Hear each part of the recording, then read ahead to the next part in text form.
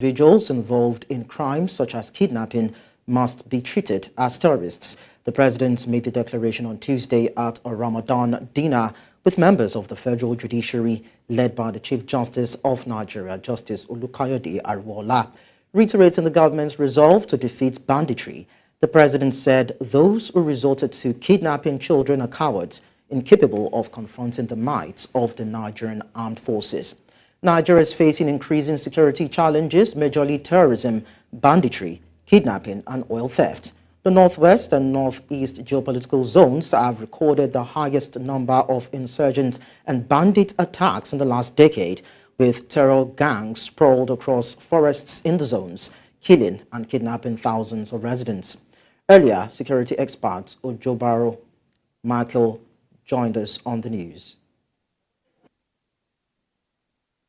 So for the president to have come up and ask every one of us now to start looking at how we can treat kidnappers as a terrorist, I'm sure the president is coming at the right timing. There's no better time like this, and it's now left for us to be able to understand what terrorism is and what kidnapping is. And as a country that we have not been proactive in security matter. But a time like this, for the president to have come up with this, all we need to do is to put in parameter in place, to put in mechanism and laws that can be able to guide the judiciary to ensure that kidnappers can be treated as terrorists, because there's no difference between the kidnappers and the terrorists in the Nigeria context. Okay. Because all what they've been adoption of people and also intimidation of lives and properties.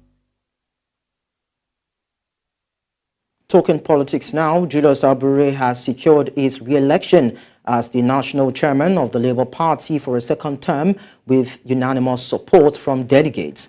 The chairman of the National Convention and Deputy Governor of Abia State, Ikechukwu Emetu, announced the winner at the party's National Convention in Nnewi, Anambra State on Wednesday.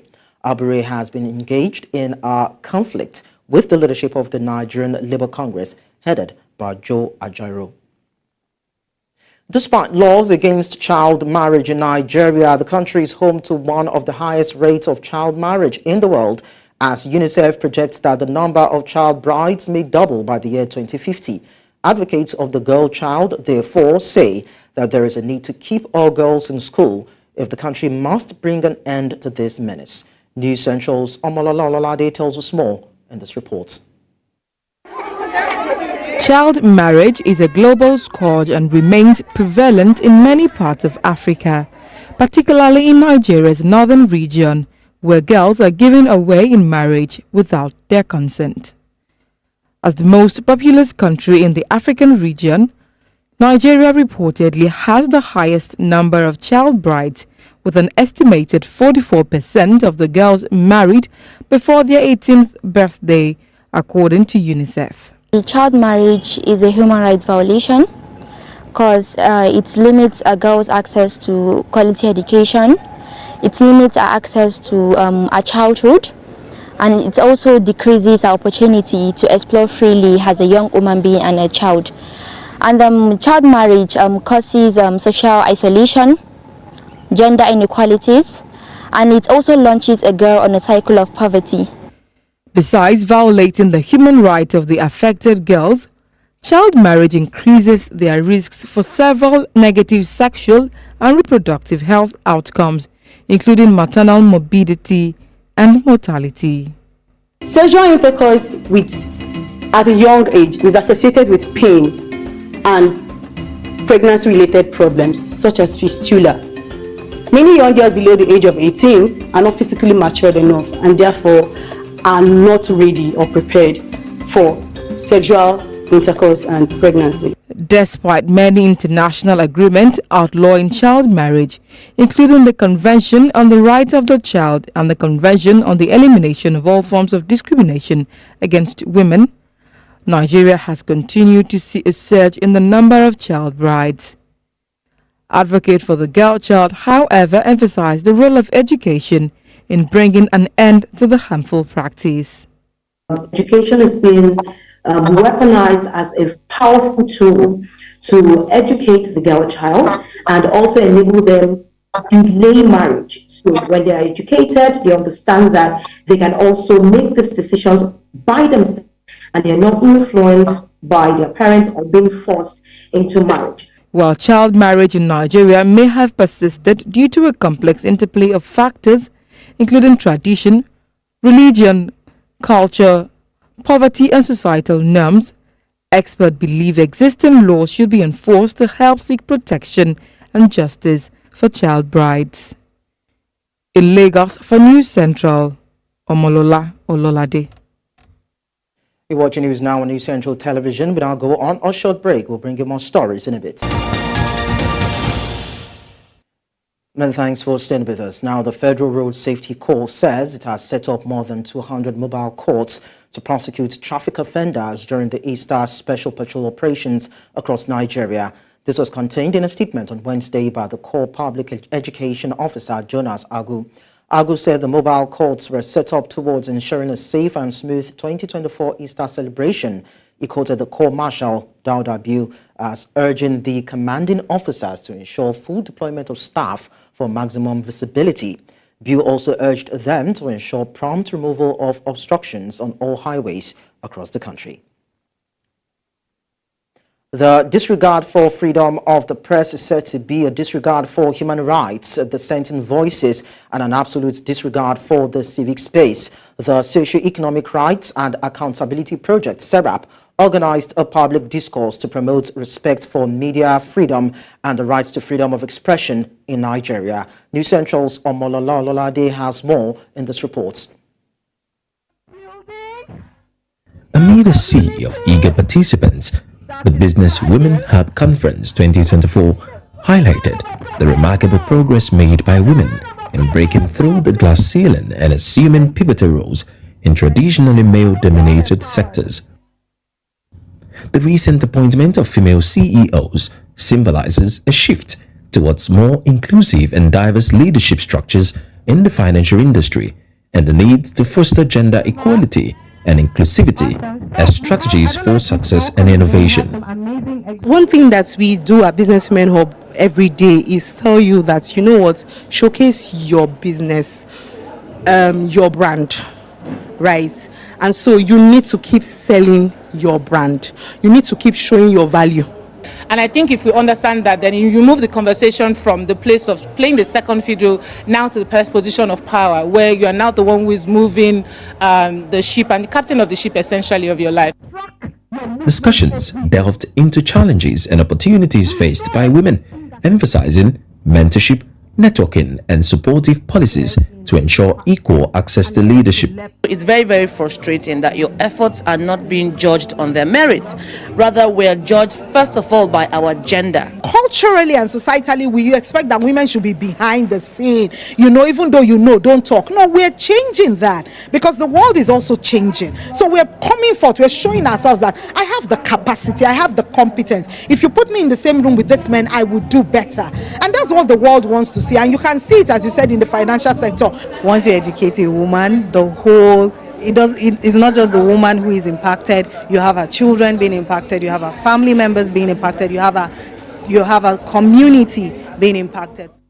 They say, while the rise of women to corporations' top echelons inspires aspiring female leaders to strive for excellence and opportunities, collaboration and support are key.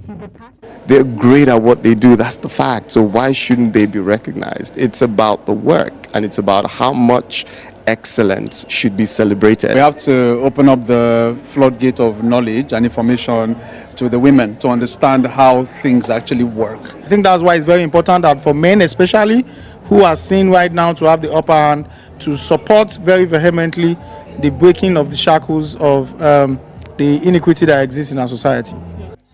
As the message of female inclusion as a progress catalyst echoes widely, these community believes that women in leadership roles serves as a beacon of hope for a future where gender equality is not just a goal, but a reality shaping the business landscape and society at large. At the end of the conference, awards were given to women who had done exceptionally well in their field. In Lagos for News Central, Ni Omani.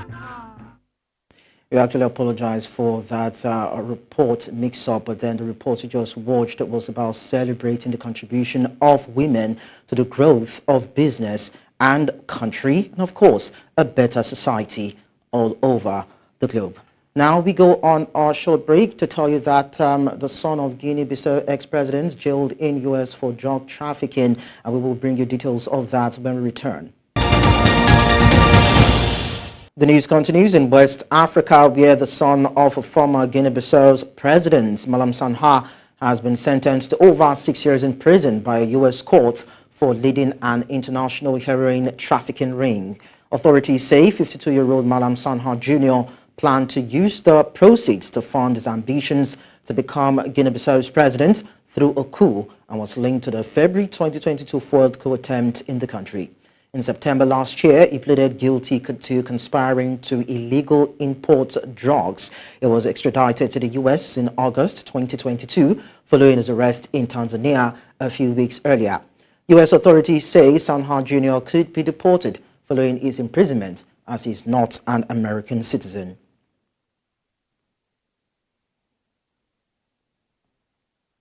In East Africa, Kenya's Interior Minister Kithure Kindiki says the site where hundreds of bodies were discovered buried in shallow mass graves in April 2023 will now be a site of remembrance, as well as the final resting place for some of the victims of what has been dubbed the Shakahola Forest Massacre. The minister called it one of the worst tragedies on Kenyan soil. Self-proclaimed pastor Paul Ntenge McKinsey is alleged to have incited his followers to starve to death to meet Jesus. One of the worst tragedies to ever occur on the soil of our country occurred in this county. Just north of Malindi, at a place called Shakahola, we lost so many people, brothers and sisters who met their death in the hands of a criminal organization purporting to be an organization of faith. As you're aware, the experts who have been helping us to identify our departed brothers and sisters have made some progress in terms of profiling the 429 bodies that have been lying at the hospital in Malindi. And we've started releasing bodies, 4 who are released.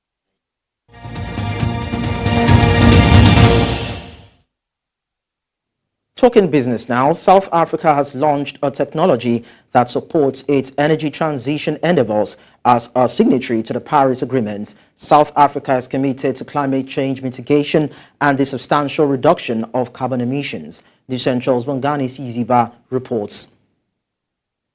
A groundbreaking project and indication of South Africa's quest to end load shedding, unemployment, and also address issues of the economy. So we believe that through supporting SMMEs, we introduce them into new economic value chains.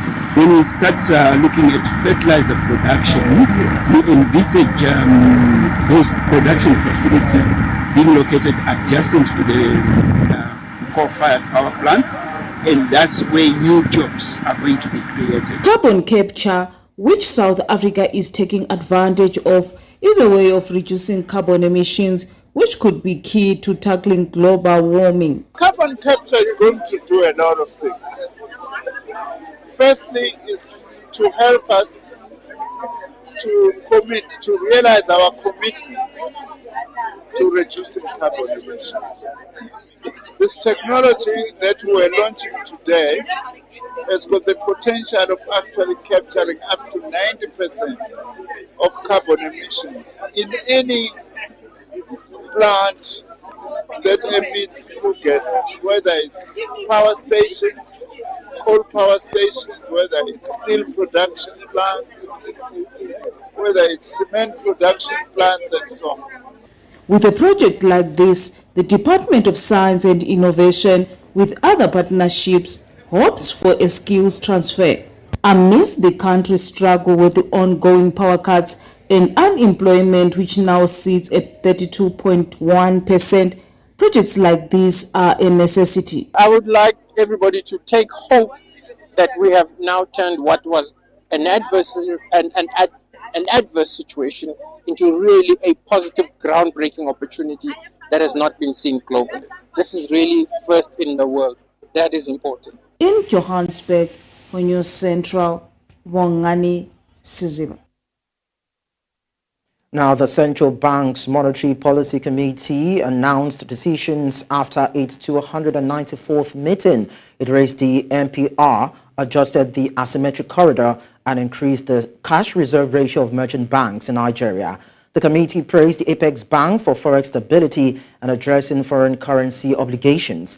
It urged the government to continue agricultural interventions to combat inflation. Bimisola Lunge, a consultant from Africa Practice, shared a reaction to this news during an appearance on the Business Edge show. The Monetary Policy Committee to increase rates because of the position of the MPC from, its first meeting. So if you notice from the first meeting, the committee was really big on establishing or reining in inflation, essentially. So inflation at the moment is at its highest in over 2 decades. So there's a need to, make big, bold moves to rein in inflation. And the MPC hasn't shied away from expressing that is what their goal is, and we're seeing more of that. So yeah, I was expecting, after the first of its kind rate hike from the first meeting last month, I was expecting yet another hike, but certainly slower than the previous, and that was what.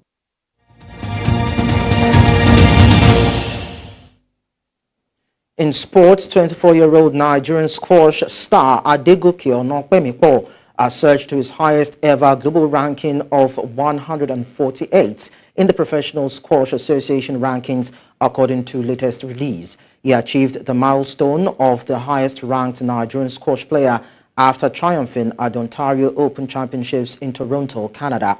Onopemipo defeated hometown favorite Dylan Deverill to clinch the tournament title with a thrilling 3-2 victory, winning sets 11-7, 9-11, 9-11, 11-3, and 11-4.